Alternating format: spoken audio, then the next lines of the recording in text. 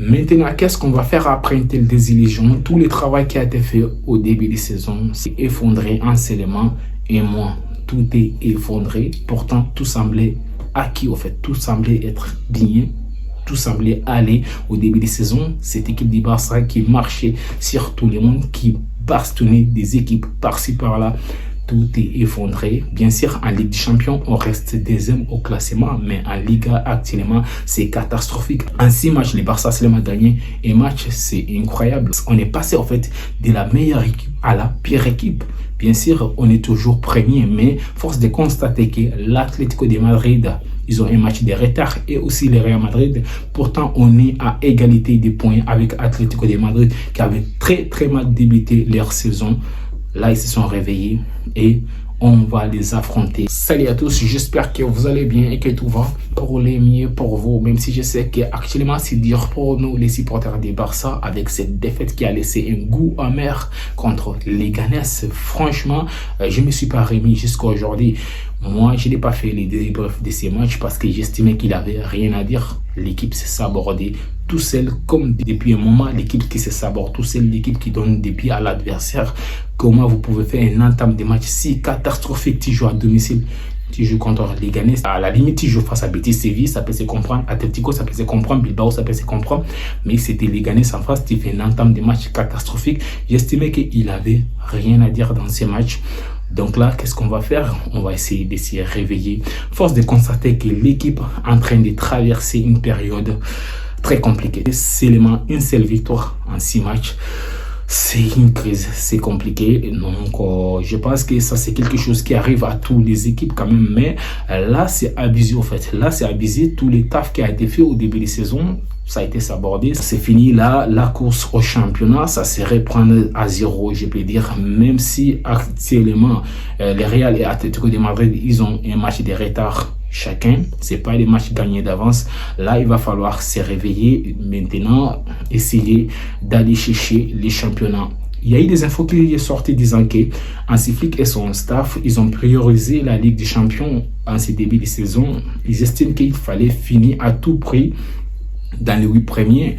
Je pense que le Barça est tout proche quand même de finir dans les 8 premiers. Ça peut expliquer qu'on gagne des équipes comme Borussia Dortmund à l'extérieur, mais on n'arrive pas à gagner des Leganés à domicile et de Las Palmas à domicile. Ça explique ça aussi. Mais moi, j'ai envie de dire que si c'est vraiment le cas, c'est une faute professionnelle parce que la Liga, elle est aussi importante que la Ligue des Champions.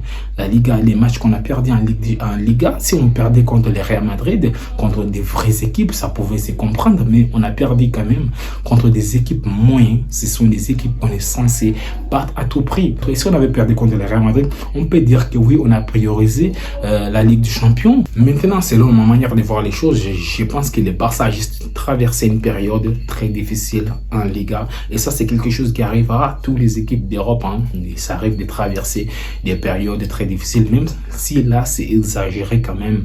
Une seule victoire en 6 matchs, c'est exagéré. Mais je pense que c'est juste une mauvaise période et j'espère que le Barça va se reprendre, le Barça va continuer à rouler sur tout le monde parce que on peut pas dire aussi que l'équipe est devenue nulle du jour au lendemain alors qu'il y a quelques mois, le Barça a battu le Real Madrid, le Bayern Munich avec la manière des équipes par-ci par-là avec des scores lourds et du jour au lendemain, on n'arrive pas à se retrouver. Et moi, j'explique ça par la mauvaise période que le Barça a traversée. Tout simplement, on espère que le Barça va se remettre et à partir de demain contre Atlético de Madrid, il va falloir qu'on se réveille parce que là, ça devient sérieux. C'est un choc qu'il faut gagner à tout prix. Le Barça n'a pas droit à l'erreur encore une fois. Si l'Atlético de Madrid nous bat, on va se mettre à courir derrière Atlético de Madrid et Real Madrid. Imaginez-vous qu'on sera 3e du classement alors qu'il y a des mois on était premier avec beaucoup de points d'écart de Real Madrid et surtout même d'Atlético de Madrid qui a fait une remontada incroyable dans ces classements.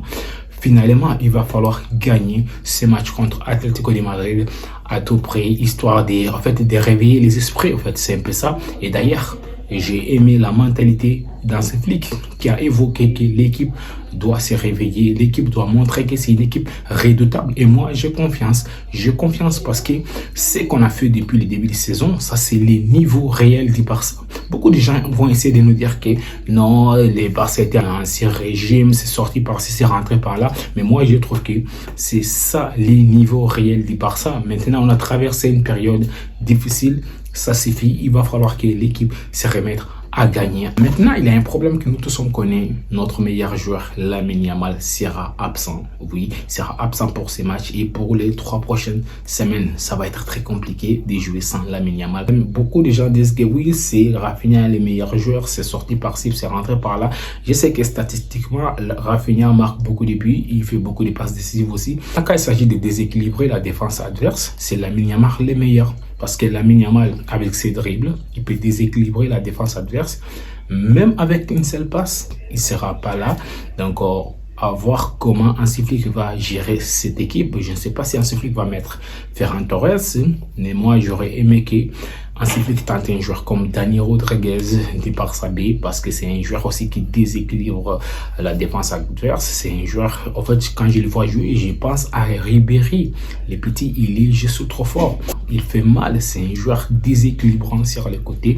Maintenant, je sais qu'Hansi Flick va essayer de mettre Ferran Torres, histoire même de récompenser Ferran Torres, parce qu'il nous a sauvé quand même contre Borussia Dortmund, et avant ça, il avait marqué contre Betis Séville. Donc, je pense qu'Hansi Flick va mettre Ferran Torres. Maintenant, je vais essayer de vous mettre la composition que je vais voir contre Atlético de Madrid. Dans la cage, je vais voir Iñaki Peña qui est en train de progresser ces derniers temps. Si je l'ai trouvé bon dans la charnière, Cubarsí, Inigo Martinez, bien sûr, il y a Araujo qui est revenu, mais on ne sait pas. Tant qu'il était, sera Araujo. On ne sait pas s'il sera à 100%, je ne sais pas. Je vais voir Inigo Martinez et pas Cubarsí. Et sur les côtés, Koundé, Baldé, classique, comme d'habitude. En double pivot, je vais voir Pedri, Casado, en 10, Dani Olmo, ça ne bouge pas. Maintenant, sur les côtés, moi, je vais voir Dani Rodriguez. En fait, je vais voir un joueur percutant, même par Victor s'il le faut, parce que par Victor, c'est pas déséquilibrant comme Lamine Yamal, mais il s'est dribblé quand même, il s'est provoqué. Donc, sur l'autre côté, Rafinha, comme d'habitude, et Lewandowski en pointe. J'espère que Lewandowski va se gérer dans ces matchs parce que ses dernières performances, c'est Tocares, il était à la ramasse contre les Canes. Il était à la ramasse, il a raté beaucoup des occasions. Donc, j'espère qu'il va se gérer. Et maintenant, mes pronostics, je vois les Barça s'imposer avec un score de 2-1.